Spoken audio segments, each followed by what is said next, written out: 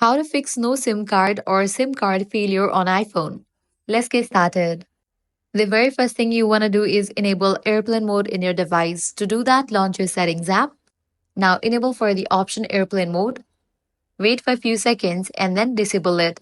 This might fix the issue. Next thing you want to do is check your carrier update. For that, head over to the option mobile service. If you find any updates over here, all you have to do is update it. With this, your problem might be fixed. Heading towards next solution, all you have to do is eject your SIM card and reinsert it. Grab your SIM ejector, press into the tiny hole, pop the tray out, remove the SIM card, wait for a few minutes, and again reinsert it. With this as well, your problem might be fixed.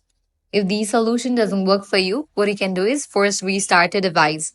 For that, you'll need to press and hold on the volume up button, press and hold on the volume down button, press and hold on the side button until the Apple logo appears. And lastly, what you can do is reset network settings. To do that, launch your settings app, scroll down and navigate to the option general.